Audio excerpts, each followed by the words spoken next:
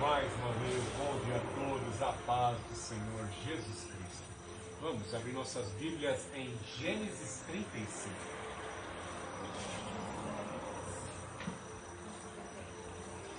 Gênesis 35, acho que esse é o livro mais fácil de achar. Depois se abre a Bíblia e já se depara com o primeiro livro da Torá, do Pentateuco, que se chama Gênesis. O início de todas as coisas, Nós vemos aqui a criação, nós vemos a queda do homem, a formação da família, vemos o chamado de Abraão, em especial aqui em Gênesis 35, nós vemos a família do plano de salvação enfrentando um problema terribilíssimo. Enfrentando um problema terribilíssimo de somente a intervenção divina naquela família para poder livrar aquela família do terrível destino de sucumbir no mundanismo. Amém? Gênesis 35. Depois dessas coisas, Deus disse a Jacó: levanta-te, sobe a Betel e habita ali. Faze ali um altar ao Deus que te apareceu quando fugias de teu irmão Esaú. Então Jacó disse à sua família e a todos que estavam com ele: lançai fora os deuses estrangeiros que há no meio de vós, purificai-vos e mudai de roupa. Vamos nos levantar e subir para Betel. Farei ali um altar ao Deus que me atendeu no dia da minha angústia e esteve comigo no caminho por onde andei. E entregaram a Jacó todos os deuses estrangeiros que possuíam e os brincos que traziam nas orelhas. E Jacó os escondeu debaixo do carvalho que está junto a Siquém. Então partiram e o terror de Deus sobreveio às cidades que estavam ao redor, de modo que não perseguiram os filhos de Jacó. Assim Jacó chegou à luz, esta é Betel, que está na terra de Canaã, ele e todo o povo que estava com ele. Edificou ali um altar e chamou o lugar de El Betel, porque ali Deus havia se manifestado a ele quando fugia do seu irmão. Louvado seja o nome do Senhor Jesus Cristo. Deus Altíssimo, Deus de amor, Deus de poder, muito obrigado, Pai Santo, pela oportunidade e o privilégio de pregar a Tua Palavra.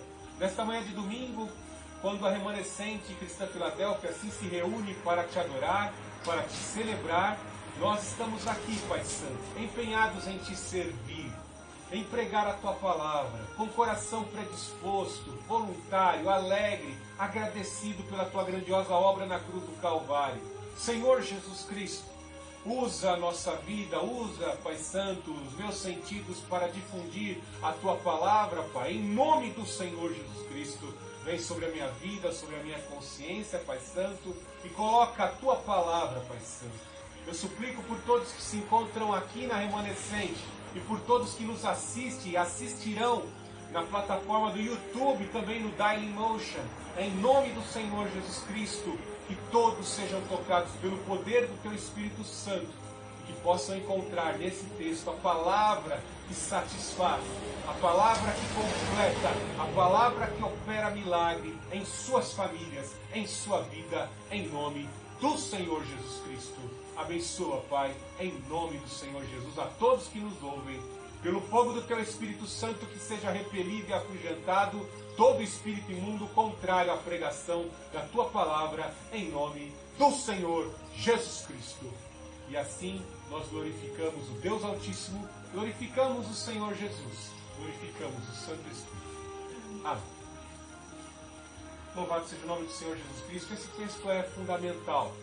Às vezes um tanto que esquecido pelos pregadores, mas uma coisa bem certa, ele traz algumas orientações necessárias para que as famílias de Deus, as famílias dos homens, venham se realinhar a um projeto de salvação. Sabemos que Adão contraiu o pecado e a maldição sobre a sua vida, e a consequência do pecado é a morte. Vemos isso nos dias de hoje. A criatura, o esplendor da criatura, da criação, a coroa da criação, que é o homem acometido pela morte, que é uma consequência do pecado. Vemos as criaturas, os homens, acometidos por enfermidades, são consequência do pecado original. E o pecado original foi a queda de Adão, por ter escolhido comer o fruto da ciência do bem e do mal, ele pecou e se distanciou de Deus.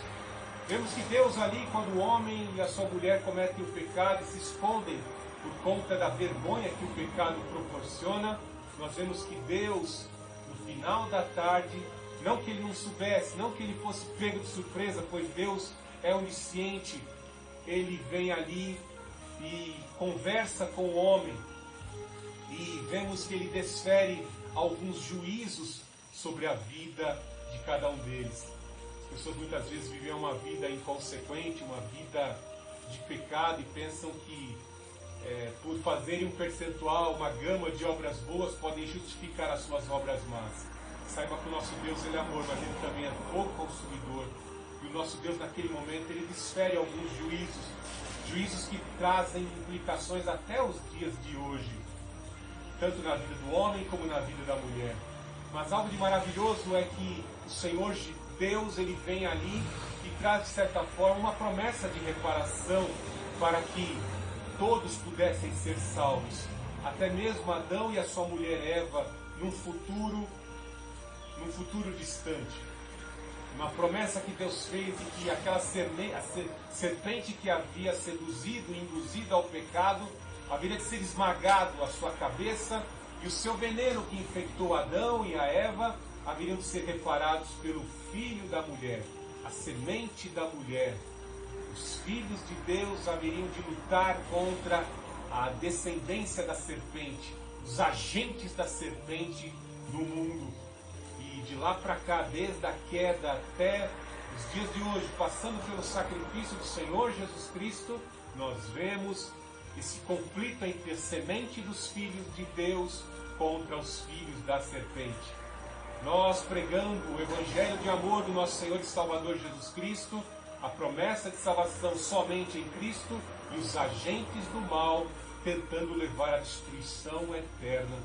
Vemos pelo chamado de Abraão que esse plano de salvação ficou um tanto que mais explícito, pois Deus tira Abraão da sua parentela, tira ali da comodidade, da riqueza que ele tinha em Ur dos Caldeus, e o chama para um local onde ele haveria de estabelecê-lo, e a sua mulher, que era estéril, haveria de dar à luz, e deste filho da promessa, nações e reinos surgiriam, e por meio dessa nação, Israel, por meio deste, o Messias que haveria de vir, quando essa nação estivesse formada, todas as nações da terra seriam abençoadas. E essa promessa se cumpriu, e a igreja de Cristo surgiu, e nós somos amigos de Deus como Abraão foi, e as promessas conferidas a Abraão se estendem a cada um de nós, porque nós tememos e cremos no Filho da promessa, na promessa do pacto abraâmico sobre as nossas vidas. Louvado seja o nome do Senhor Jesus Cristo.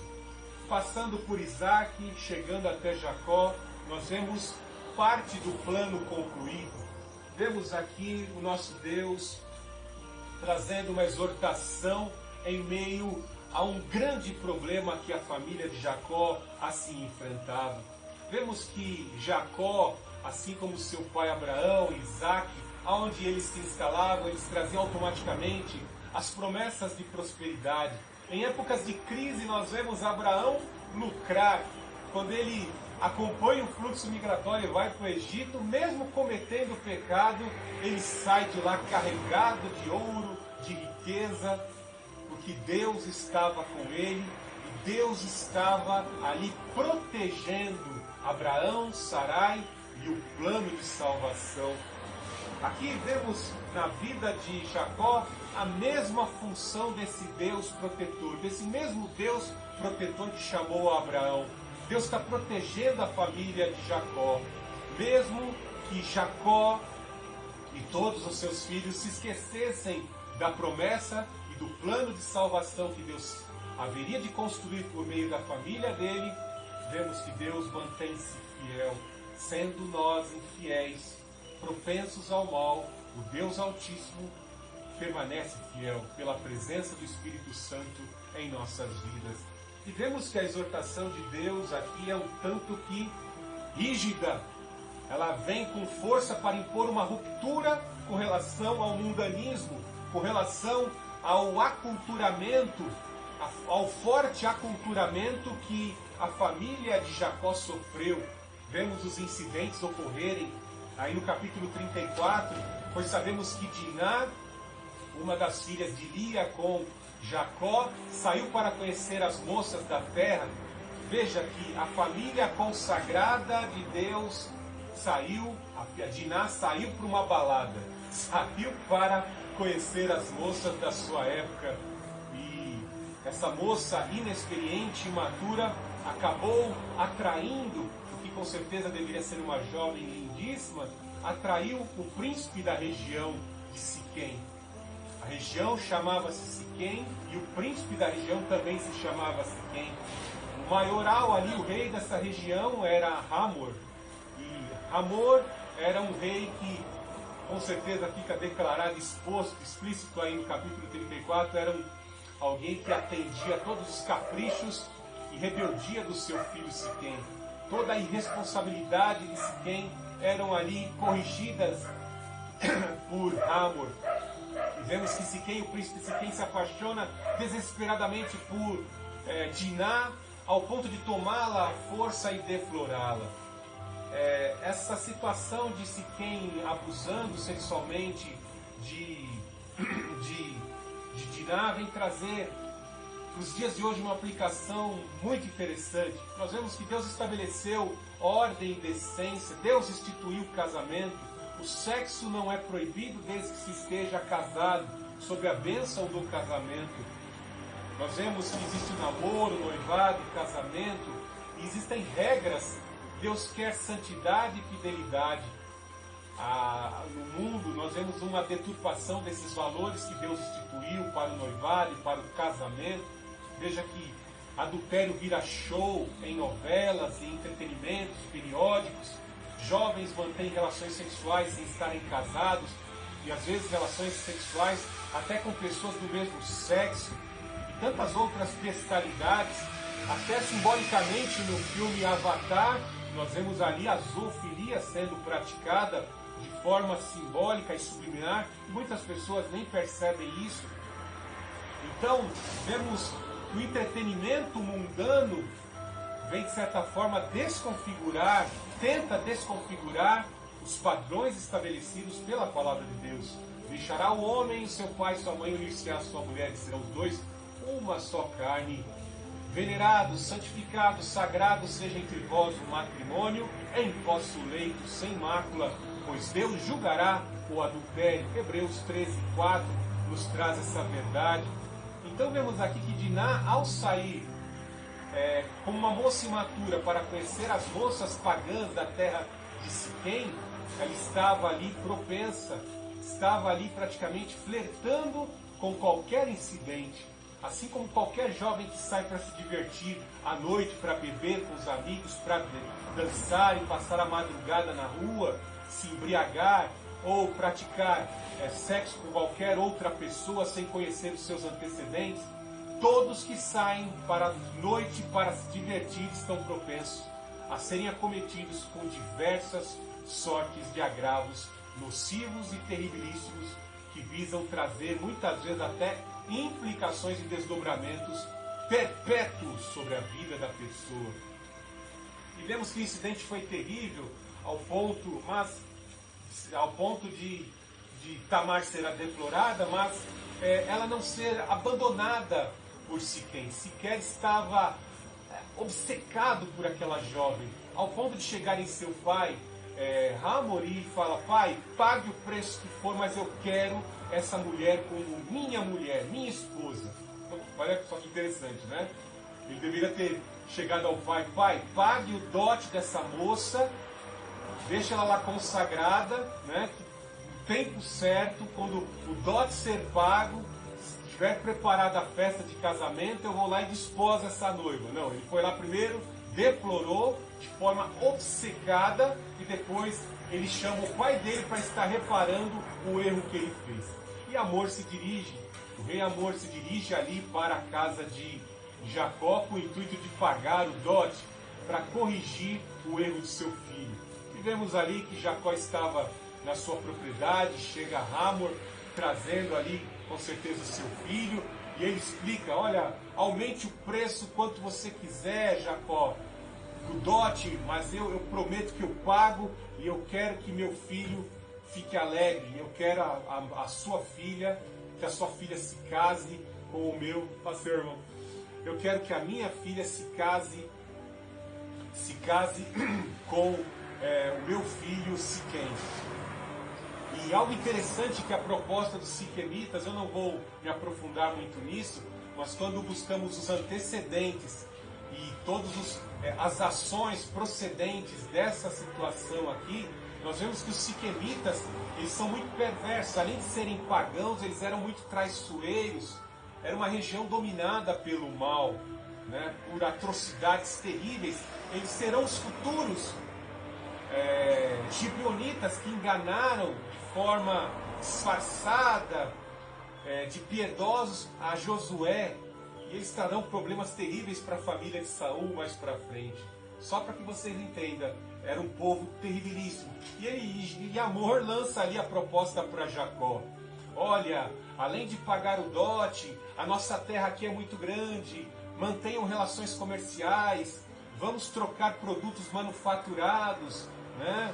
Vamos casar os nossos filhos com as filhas de vocês e vice-versa, vamos miscigenar as nossas famílias e manter a prosperidade. Amor estava de olho na riqueza, na bênção da prosperidade que estava sobre Jacó e a sua propriedade. Por isso ele lança não só esse casamento, mas também a miscigenação da família. Veja que é algo terrível. Como eu disse no início dessa mensagem, existia um plano de salvação sobre a vida de Jacó. E aqui vemos Amor trazendo uma proposta financeira talvez irrecusável para tentar o quê? Dissolver o plano de salvação de Deus através do aculturamento. Fazer a família da promessa ser submetida a uma cultura pagã e devassa, que encontra sua representatividade na ganância do rei Amor e no filho, o príncipe Siquém, que abusou e deflorou Diná. E vemos que os filhos de Jacó agiram ardilosamente, Simeão e Levi, vindo essa conversa, sabendo que a sua irmã foi deflorada, eles ali tramaram um plano, né? Eles se intrometeram no meio da conversa e ali tomaram as rédeas da conversa, dizendo: olha, não convém entregar a nossa irmã dessa forma, como se fosse uma prostituta. Vocês têm que fazer parte da nossa família, vocês têm que se adequar às nossas exigências. Queremos que vocês façam a circuncisão. Olha que interessante, né? A circuncisão era um sinal que estava sobre a vida de todos aqueles que temessem o Deus de Abraão.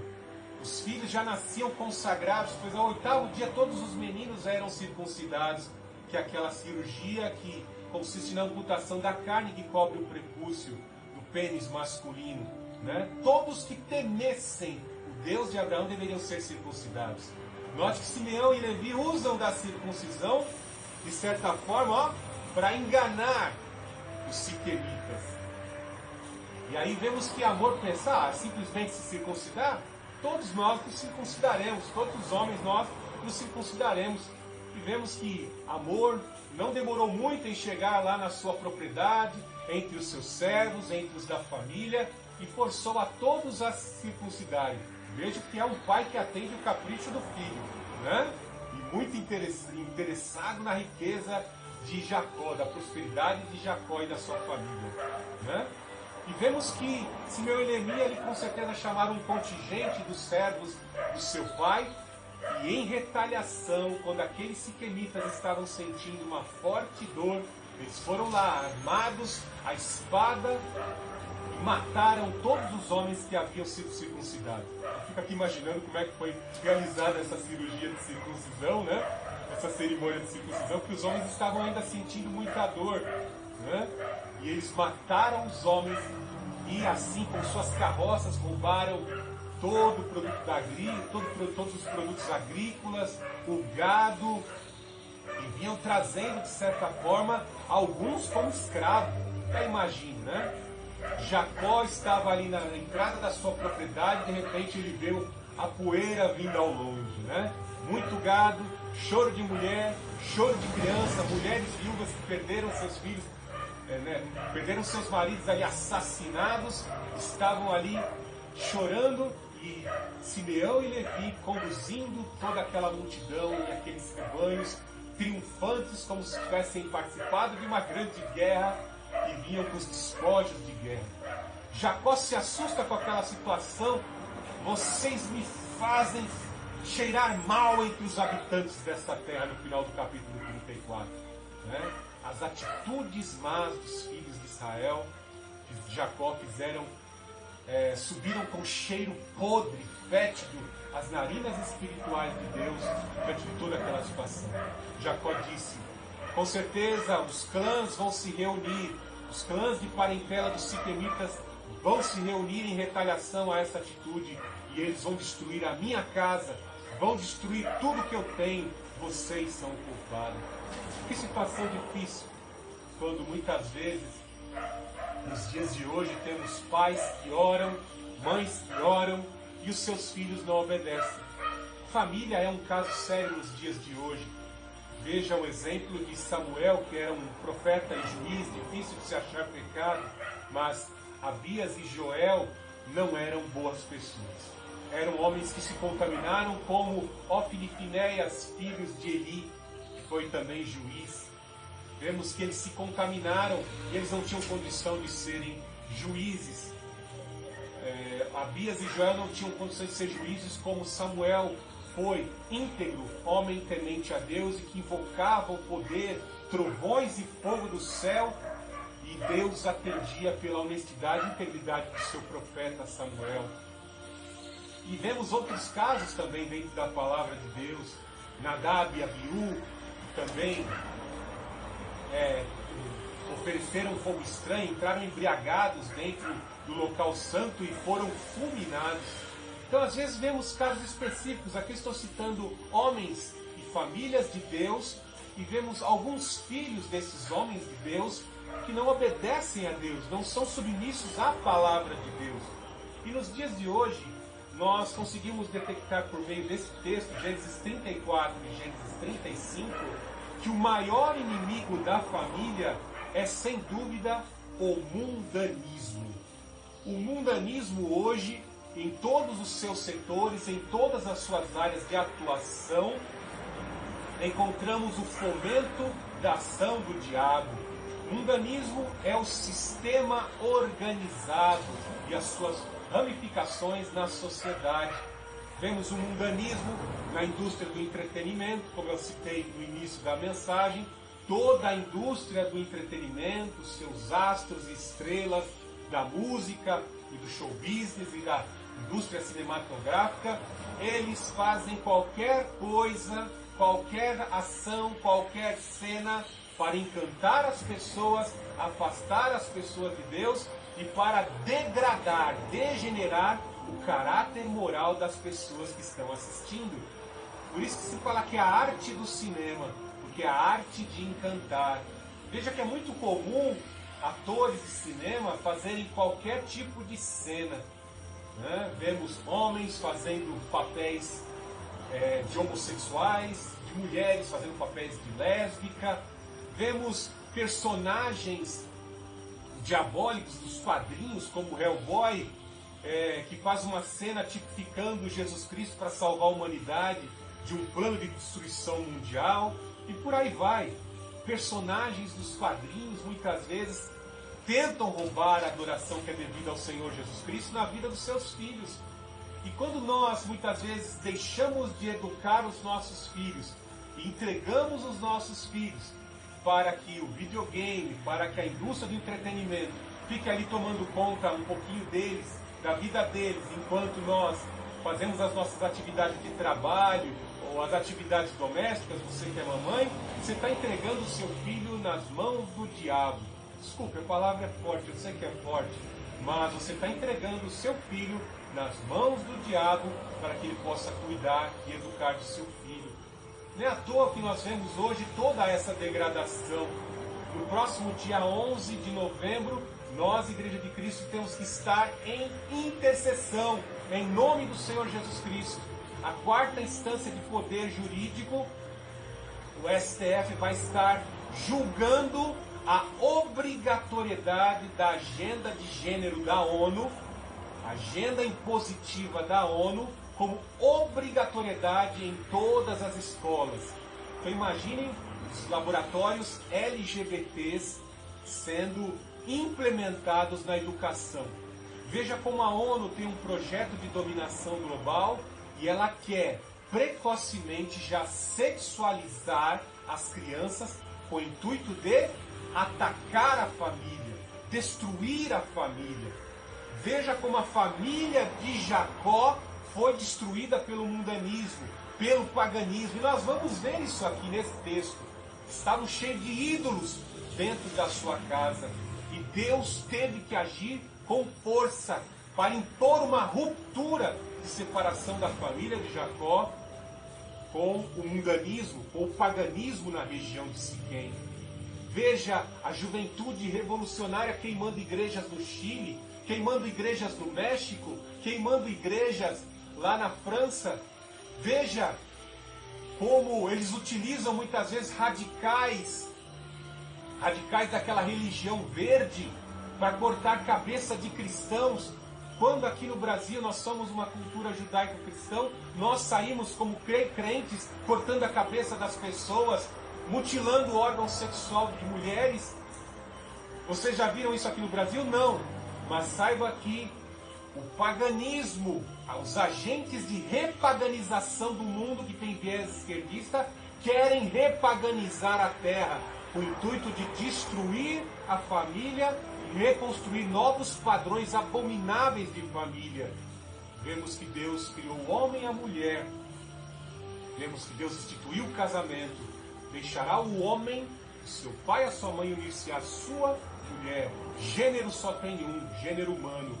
E o gênero humano se divide em sexo masculino e sexo feminino. União de homem e de mulher geram um novo ser vivo com a bênção de Deus, com a bênção do casamento. Veja como Deus quer salvar a família. Veja como Deus quer salvar a sua família. Se coloque na posição da família de Jacó, você com os problemas familiares, você que quer desistir da sua família, você quer largar tudo, você quer desistir do seu marido. Não, o marido é teu, não é da amante. O marido é teu, continue perseverante, busque esse poder de Deus aqui, ó, o mesmo poder que salvou a família de Jacó.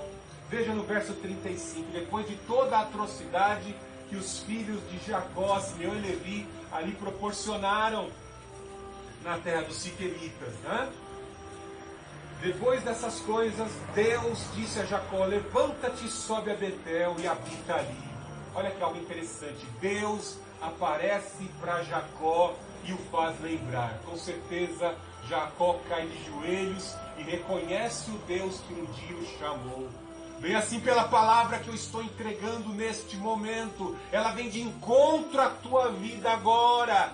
Lembra-te de Betel, lembra-te da palavra de Deus, lembra-te do dia em que eu impedi que você se suicidasse, lembra do dia em que eu impedi que o mal consumisse você por completo, lembre-se do livramento que eu já dei para a tua vida, lembra-te naquele dia em que eu toquei no teu coração e te fiz chorar, te emocionar, fiz você sentir a minha santidade e você reconheceu seus pecados e você passou pelas águas do batismo.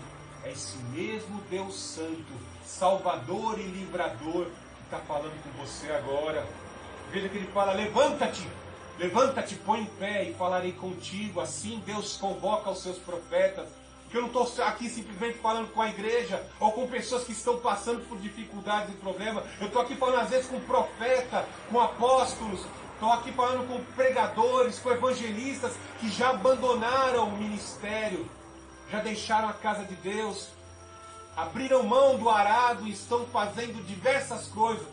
Estão até lá preocupados com o Corinthians, estão preocupados com o time de futebol e com as coisas dessa vida e se esqueceram da obra de Deus. Levanta-te, sobe a Betel. Será que você poderia se alegrar como salmista? Alegrei-me quando me disseram: vamos à casa do Senhor. Aqui Deus está falando, vamos, levanta-te, Jacó, levanta-te, põe uma ruptura nisso. Sai da ociosidade, sai da preguiça. Não deixa o problema te dominar e te prostrar. E sobe para Betel, sobe para a habitação de Deus. Betel significa habitação de Deus. E habita ali, habita na casa do Senhor. Quão terrível é, nós estamos vivendo um período desta farsa, dessa pandemia. E eu acho terrível como o sistema mundano, o sistema corrupto, ele, de certa forma, cerceia hoje a liberdade de culto da igreja cristã. Alguns estão sentindo muita falta, pois agora somos do grupo de risco e não podemos cultuar dentro dos templos. Outros já estão readequados à intenção do diabo por meio dessa farsa, e agora eu não preciso mais ir para a igreja. Se eu quiser, eu ligo na internet e assisto um culto pelo meu smartphone. Muitos não querem congregar, e o escritor de Hebreus nos ensina: não deixai as vossas congregações, não deixeis de congregar, visto que se aproxima a vinda do Senhor Jesus Cristo. Com bom e consolo que os irmãos vivam em união. A meta do diabo é o distanciamento da família. A meta do diabo é o distanciamento da relação heteronormativa. A meta do diabo é do distanciamento entre o verdadeiro Criador e o homem por meio do pecado. Vai continuar aceitando o distanciamento ou vai lutar pela comunhão com os santos e a comunhão com o Deus Altíssimo na sua casa? Levanta-te, sobe a Betel e habita ali. Eu e a minha casa serviremos ao Senhor. Nós expressamos o culto público dentro da igreja, mas dentro de casa e no nosso ambiente de trabalho, a adoração se estende. A adoração em tudo que você faz, fazendo todas as coisas como se fossem para o Senhor. Estudando, glorificando ao Senhor Jesus dentro da universidade, que é um antro, uma fábrica de fazer comunista e ateísta são as universidades. Quantos pais já não perderam seus filhos quando os mesmos entraram dentro das universidades? Se tornaram ateístas se entraram na área de engenharia, de exatas. E se tornaram comunistas quando foram estudar direito, ou foi estudar jornalismo, ou foi estudar filosofia, história, geografia, né? São fábricas de comunistas, as universidades, né? Então, nós temos que valorizar isso, nos aproximarmos de Deus, valorizarmos a ação de Deus, o contato com Deus, as chamas da brasa de Deus, para que as nossas brasas fiquem vermelhas e aquecidas. Veja como Deus trabalha na mente de Jacó. Lembra-te, quando você fugia, Jacó, do teu irmão Esaú, teu irmão veio para retalhar quando você o enganou, mas eu fui adiante de ti por meio do meu espírito e impedi que ele fizesse mal para você. Muito pelo contrário, meu espírito foi quebrando ele a cada cavalgada com o seu cavalo. E quando ele se deparou com você, ele te abraçou, te beijou, chorou e se alegrou em retornar a ver você, Jacó. Bem assim, todos nós trazemos à memória um grande livramento que o Senhor nos deu. Eu tenho vários, não vou estar contando aqui pela questão do tempo na plataforma, né? Mas nós temos lembranças de grandes livramentos que o Senhor nos deu, né? Veja no verso 2. Então Jacó disse à sua família e a todos que estavam com eles: lançai fora os deuses estrangeiros que há no meio de vós, purificai-vos, mudai de roupa. Vejam aqui as instruções que Deus está dando. Primeira instrução: levanta-te, põe de pé, decida agora, impõe essa ruptura. Eu quero a tua força e o teu poder, Senhor Jesus. Poder no teu sangue, poder no teu espírito, para sair desse pecado, sair desse problema e ir para a tua casa. Segunda orientação: sobe para Betel, a habitação de Deus, e habita ali. Como o salmista esperava habitar na casa do Senhor por longos dias. Depois vemos a outra orientação: lança fora esses deuses estrangeiros aí, esses deuses pagãos. Às vezes a tua casa está cheia de Deus, né? Na casa de Jacó estava cheia de terapins, que eram deuses pequenos, deuses pagãos, demônios da prosperidade, para trazer o enriquecimento. E às vezes nós temos pequenos deuses dentro da nossa casa. Quais são esses deuses?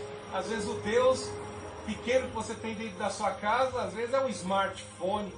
Às vezes o Deus pequeno que você tem dentro da sua casa é algo da cultura deste mundo que faz você adorar. Às vezes certos deuses que as pessoas trazem para dentro da sua casa é entretenimento mundano. Às vezes vemos crianças adorando tantos personagens em quadrinhos, vemos pessoas fissuradas em novelas e em tanto entretenimento mundano, criando toda sorte de ídolos e de adorações abomináveis. Que situação terrível, né? Ídolos que vão brotando dentro dos corações. Vaidades, às vezes a pessoa se olha no espelho, se acha linda e se venera. Egolatrias surgem, tantas formas de ídolos. E pessoas às vezes veneram roupas, grifes, coisas terríveis. Veja que ele fala que está vinculada à idolatria essa questão também das roupas, purificai-vos. Ou seja, as idolatrias, elas trazem podridão para dentro da vida da pessoa, tanto na mente como se exteriorizam no corpo. As vaidades, porque as roupas estavam deixando explícito que tipo de pagãos que eles eram. A identidade de muitas pessoas, muitas vezes, ela é explicitada, é exposta por meio das roupas. Roupas que expõem muito a intimidade, as partes íntimas, principalmente as mulheres. Mas não são só mulheres, existem muitos homens vaidosos que fazem questão de andar com as suas calças caindo, né? Expondo a sua sensualidade e às vezes até mesmo o seu desvio de conduta e a sua perversidade moral para pessoas nas ruas. Tem pessoas que fazem questão, em países de clima tropical como aqui o Brasil, chega-se o verão e as pessoas querem andar praticamente nuas nas ruas. E o nosso Deus está dizendo aqui, tira os ídolos da consciência, tira os ídolos de dentro de casa. E aqui fala também, purifiquem-se, lavem-se, essa sujeira na pele de vocês, na mente de vocês. Vós já estáis santificados pelo poder da minha palavra. O sangue de Jesus nos purifica de todo pecado e injustiça. Tem que se purificar pelo sangue do Senhor Jesus Cristo, pela fé e pelo poder da palavra que nos santifica. Veja que ele fala, troca de roupa, mude as vestes para que você não seja confundido com as pessoas mundanas. Veja no verso 3, vamos nos levantar, subir a Betel, farei ali um altar ao Deus que me atendeu no dia da minha angústia e esteve comigo no caminho por onde andei.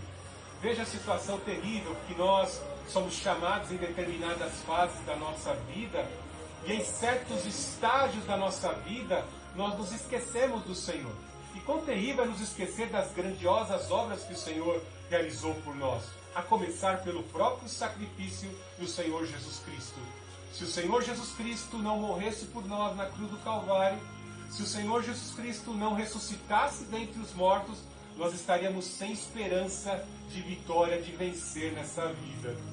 Nós temos um foco, nós temos um padrão que é o Senhor Jesus Cristo. Ele venceu este mundo, tem de bom ânimo, pois esse mundo eu venci. Não vos deixarei só, enviarei outro Consolador igual a mim. Ou seja, o Espírito dele, o Espírito que o ressuscitou dentre os mortos, está sobre as nossas vidas e está conosco. E a gente se esquece desses ensinamentos fundamentais. Você vai se tornando ingrato. Você vai pecando e não lança em arrependimento esse pecado sobre o sacrifício do Senhor Jesus. E não se purifica sobre o seu sangue. Não pede perdão para o Espírito. Vós sois templo do Espírito Santo. Você não pede perdão. Você está entristecendo. Paulo fala, pecamos contra Deus, pecamos contra nós mesmos e pecamos contra o nosso próximo. Você está ofendendo, você está magoando as pessoas, está magoando ao Deus Altíssimo, entristecendo o Espírito Santo, mas você está endurecido. A família de Jacó estava contaminada, estava prestes a sucumbir, derrocada total, por mais que tivessem a prosperidade, o atrativo da prosperidade naquela região, eles estavam ali afundados no lamaçal do pecado. Veja que coisa terrível, no 4, entregaram a Jacó todos os deuses estrangeiros que possuíam, os brincos. Veja como a cultura mundana, as práticas mundanas, Os costumes esotéricos entram dentro das igrejas nos dias de hoje. Tem até pastor tatuador, tem até pastor que ensina e recomenda os membros da sua denominação a se tatuarem. Aqui está dizendo, ó, tira os piercing da orelha, tira essas argolas da orelha.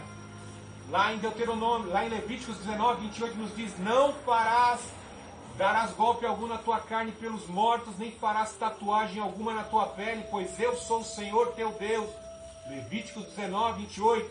Aí você vem falar que isso é um preceito da lei. Não, a Bíblia deve ser vista como um todo, como palavra de Deus, orientadora para as nossas vidas, única regra de fé e prática, e as nossas práticas não podem ser práticas da cultura pagã, temos que ser práticas ensinadas na palavra de Deus, temos que ser santo, sem santificação ninguém verá Deus.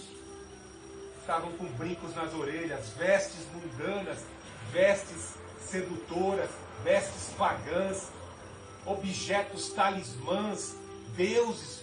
Veja como estava suja a casa de Jacó. Eles seriam destruídos porque já estava havendo uma trama, já estava havendo toda uma conspiração entre os pagãos siquemitas para estarem destruindo a família da promessa, a família do plano de Deus. Mas veja que houve uma intervenção de Deus. Veja no verso 5.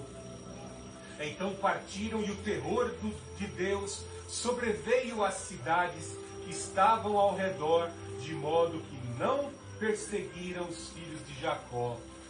Veja que Deus apareceu numa teofania ou numa cristofania. Assim os teólogos trazem uma definição para algo semelhante a isso. Uma manifestação de Deus no Antigo Testamento para preservar a família e o plano de salvação, a família de Jacó. Quando olhamos os pecados dessa família, poderíamos dizer que morram em seus pecados, contaminados, sujos, imundos, que morram. Não, Deus ama o pecador e não quer que o pecador venha morrer, perecer eternamente separado do Deus Altíssimo. Deus aparece para impedir que os siquemitas, os outros clãs, as outras famílias se reunissem e viessem ali em retaliação, destruir a família de Israel, destruir a família de Jacó. E eles veem a visão aterradora daquela teofania e eles recuam e não concluem o plano de destruir a família de Jacó. Os pagãos são afastados pelo poder do Deus Altíssimo. E vemos que Jacó sobe com a sua propriedade, com os seus bens para a cidade de El-Betel e ali ele faz um altar. O altar representa o arrependimento. O holocausto, o animal queimado, representava a adoração completa, integral do adorador em arrependimento e em espírito de adoração, sacrificando em oferta queimada o melhor da sua propriedade. Jacó faz isso e Deus se alegra, porque houve verdadeiro arrependimento. E algo maravilhoso é que Deus foi protegendo a família de Jacó até chegar a Betel e ali eles restaurarem a comunhão em arrependimento. Os ídolos foram deixados, colocados debaixo do carvalho. Todas as vestes imundas ficaram ali na terra pagã. De sorte que dessa terra nada poderemos levar. Temos um maior tesouro que é a presença do Senhor Jesus em nossas vidas. Eu vou acelerar aqui alguns benefícios que ocorrem quando verdadeiramente nos arrependemos e restauramos o altar. Primeiro benefício, os 35:9. Quando Jacó voltou de Padã-Arã, Deus apareceu-lhe outra vez e o abençoou. Quando nós verdadeiramente nos arrependemos, Deus aparece às nossas vidas por meio da palavra ou de experiências espirituais e nos abençoa. Sentimos paz no coração, alegria. A presença dele nos dá alegria. Sentimos paz e verdadeiramente estamos reconciliados. Bênção é presente, ou seja, a presença de Deus é um grande presente. Temos esse grande tesouro imensurável sobre as nossas vidas. Veja no verso 10. O teu nome é Jacó, não serás mais chamado Jacó, suplantador, mas será o teu nome Israel. E deu-lhe o nome de Israel. Deus muda a tua antiga vida, as coisas velhas se passaram, eis que tudo se fez novo. Você não é mais o picareta, enganador, você recebe aquele apelido imoral que você tinha, de algo errado que você fazia, aqueles apelidos que às vezes mostram que você é um pagão, uma pessoa totalmente errada, né? Enganador, suplantador. Agora você é o que luta com Deus, ao lado de Deus, pela causa de Deus. Quando você faz parte do corpo de Cristo, você recebe atributos, nomes atrelados ao teu nome. Né? Coisa maravilhosa. Veja mais um benefício no verso 11. Disse mais: eu sou o Senhor Deus El Shaddai, o Todo-Poderoso. Frutifica-te, multiplica-te, uma nação. A bênção da multiplicação. Ou seja, desde aquela época até os dias de hoje, veja, a nação de Israel tem contado a história e vivem prosperamente. Veja o nível das universidades em Iowa, veja em Haifa, veja o nível das universidades. E onde tem judeu, nós vemos tecnologia, nós vemos poder econômico, vemos os grandes bancos. Veja os apoiadores do presidente Donald Trump, são judeus poderosíssimos, riquíssimos. A bênção da prosperidade, veja a bênção da multiplicação. Quando que por um outro lado, vemos os inimigos da família tentando repaganizar o mundo e destruir a família. Pelo contrário, vemos que nosso Deus promete cuidar das famílias tementes a Ele. Ó. Deus está mandando multiplicar, Deus não está mandando exterminar populacionalmente as pessoas, impedir você de comer carne de boi, querendo impedir que as vacas soltem os seus gases intestinais, que vai acabar com a camada de ozônio. Essas mentiras dessa farsa, desse aquecimento global, e que intencionam a redução populacional, isso é tudo uma mentira de Satã, o pai da mentira, reproduzida por esses ecocomunistas. Veja como Deus abençoa o seu povo. Eles se multiplicaram e são um exemplo de prosperidade, de nação saudável. A única democracia onde ao lado só existem ditaduras islâmicas, miséria e fome. Israel é um povo próspero. Multiplique uma nação, uma multidão de nações sairão de ti. Reis procederão da tua linhagem. Vemos que os grandes reis do mundo ocidental cristão, e até os dias de hoje, essas bênçãos se estendem a nós, cristãos que tememos a Jesus Cristo como nosso único Senhor e Salvador. Veja que ele fala a Abraão e Isaac, no 12: e darei a ti a terra que dei a Abraão, a Isaac também a darei a tua futura descendência. Depois disso, Deus subiu diante dele, no lugar onde havia falado. Veja que algo maravilhoso, a teofania mais uma vez. Essas orientações, esses benefícios foram concedidos ali em visão para Jacó, para Israel, pois o nome dele foi mudado. E ali ele pôs um memorial dessa experiência com Deus. Todavia, quero trazer à memória o que me traz a esperança. Olha que coisa maravilhosa. E ele usa para